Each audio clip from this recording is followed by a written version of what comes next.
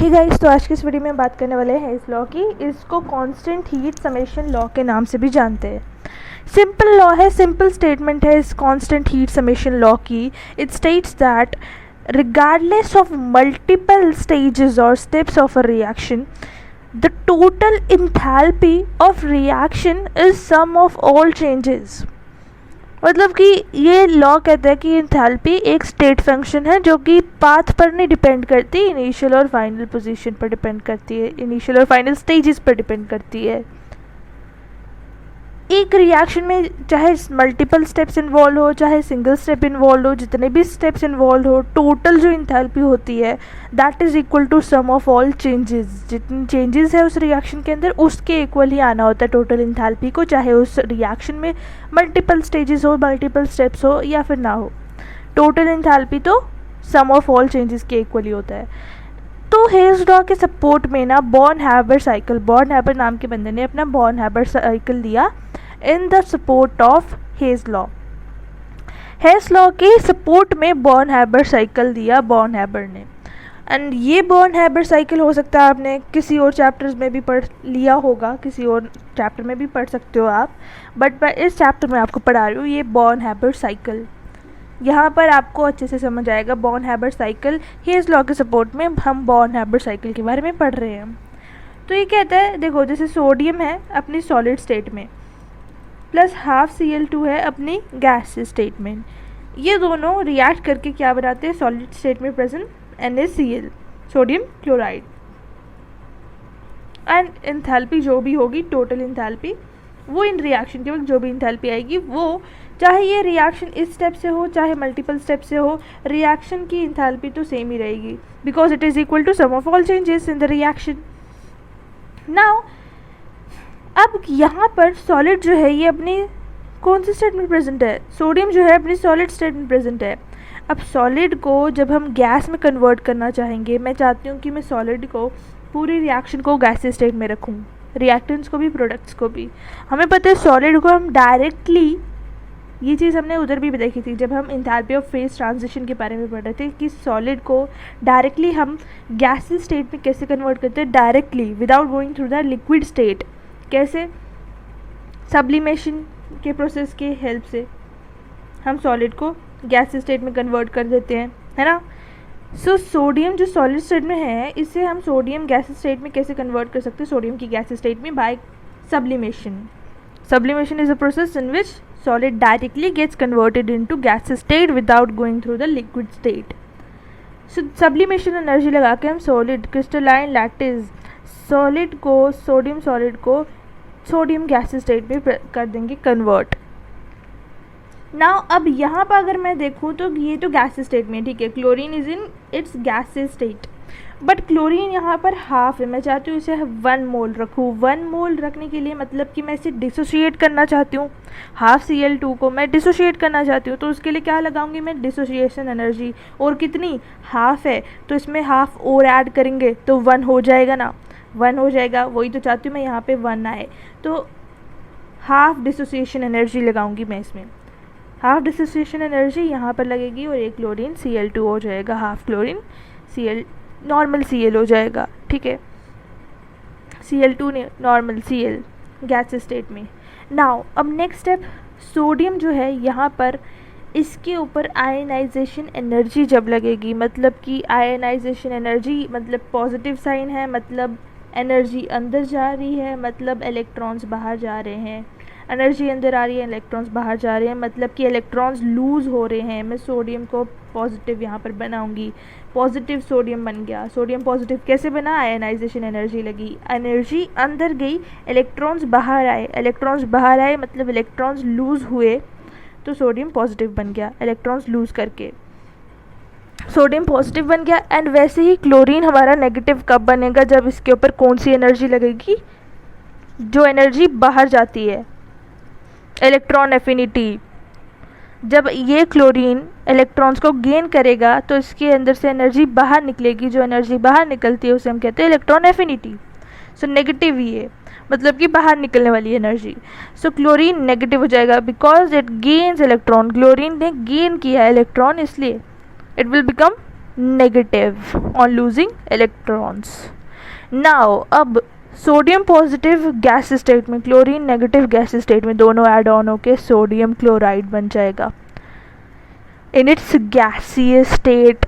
ठीक है, अब ये जो सोडियम क्लोराइड है ये सॉलिड स्टेट में प्रेजेंट है।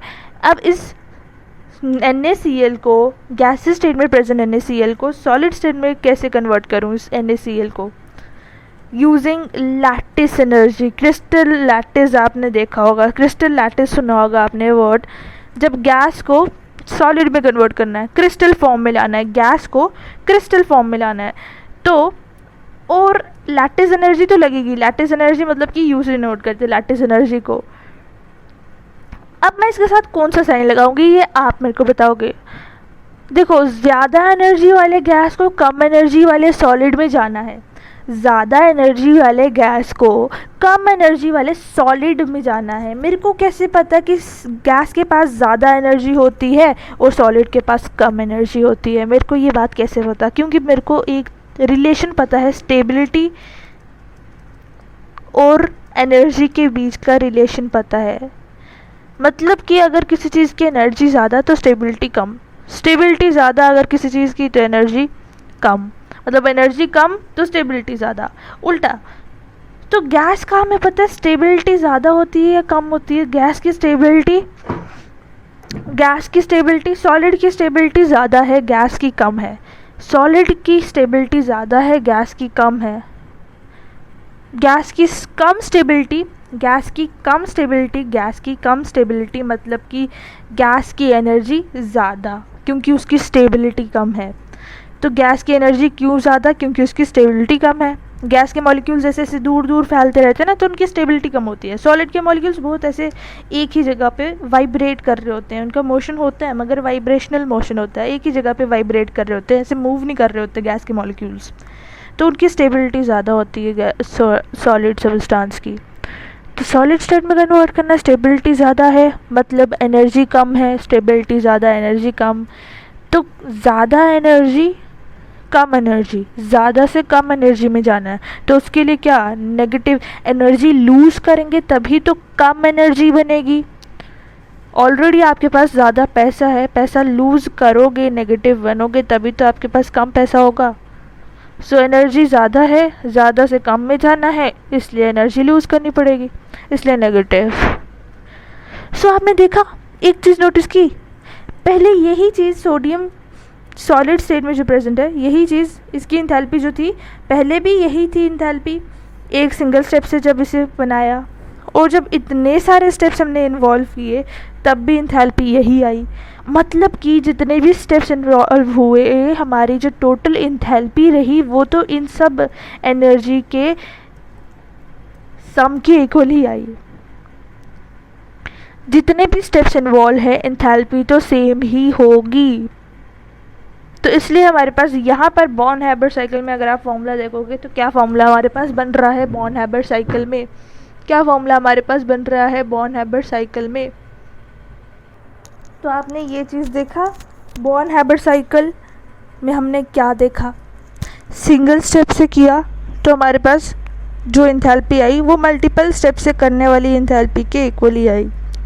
तो इसलिए हमारे पास जो इंथैल्पी है, टोटल इंथैल्पी इस केस में किसके इक्वल होगी? जितनी भी एनर्जीज यहाँ पे लगी हैं इन सब एनर्जीज का सम ही होगा। Sublimation energy, ionisation energy, dissociation energy, half by half dissociation, half of dissociation energy plus minus EA electron affinity minus U lattice energy. ये फॉर्मूला ज़्यादातर न्यूमेरिकली तो बहुत कम यूज़ होगा, मगर फिर भी आपकी नॉलेज के लिए ये फॉर्मूला देख लो आप, ठीक है? ये सिर्फ एक फॉर्मूला है। अब हम बात करेंगे इंथैल्पी ऑफ हाइड्रेशन की। Next topic is enthalpy of hydration. What is it? Enthalpy of hydration. Example पहले देख लेते हैं। जैसे कि हमें पता है CuSO4 is a solid substance, CuSO4 is a solid substance. इससे जब वाटर एब्जॉर्ब करता है, CuSO4 जब वाटर एब्जॉर्ब करेगा, क्या करेगा? जब वाटर तो हमने बात की एंथैल्पी ऑफ हाइड्रेशन की।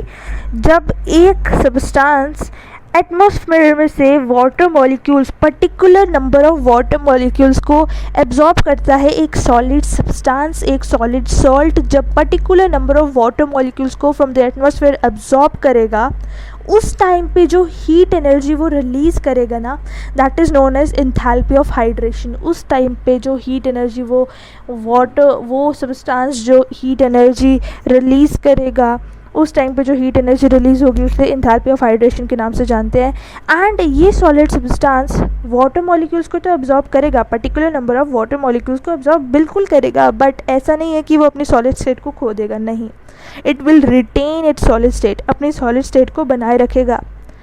जैसे कि एक बिस्किट वाटर मॉलिक्यूल्स को अगर एब्जॉर्ब कर लेते हैं फ्रॉम द एटमॉस्फेयर, तो वो अपनी सॉलिड स्टेट को फिर भी खोता नहीं है, वो वैसा ही रहता है, सॉलिड स्टेट में ही रहता है। ऑल्दो उसकी क्रंचीनेस कुछ हद तक कम हो जाती है, बट सॉलिड स्टेट को नहीं खोता।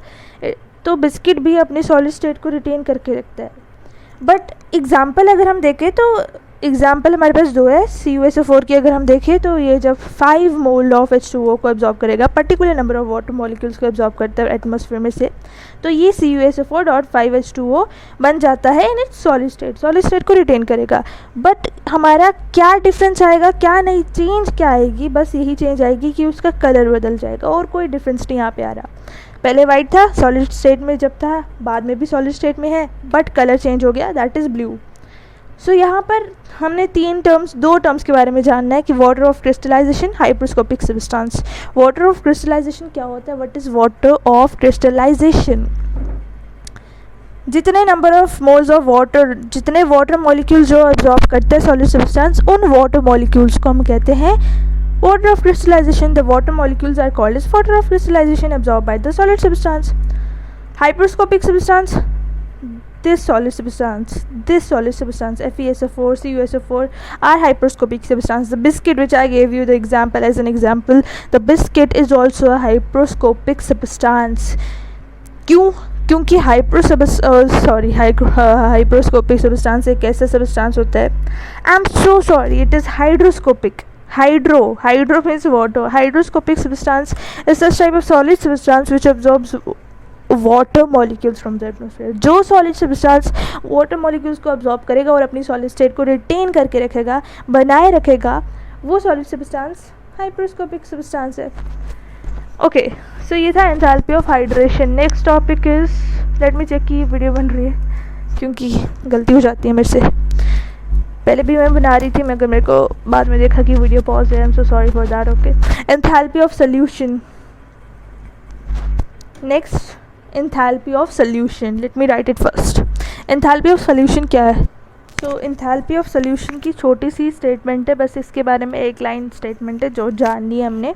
Enthalpy of solution is the amount of heat energy released और अब्जॉर्ब्ड. और एक और बात, एंथैल्पी ऑफ हाइड्रेशन में हीट एनर्जी रिलीज़ होती है, एंथैल्पी ऑफ फेज ट्रांजिशन में अब्जॉर्ब, एंथैल्पी ऑफ कंबशन में भी रिलीज़.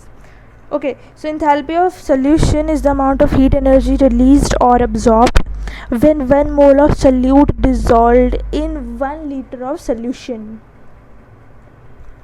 जब 1 मोल सॉल्यूट 1 लीटर सोल्यूशन में जब डिज़ोल्व होता है, 1 मोल सोल्यूट 1 लीटर सोल्यूशन में जब डिज़ोल्व होता है, उस टाइम पे जो हीट एनर्जी या तो रिलीज़ या तो अब्जॉर्ब होती है, उस टाइम पे उसे हम कहते हैं एंथैल्पी ऑफ सॉल्यूशन.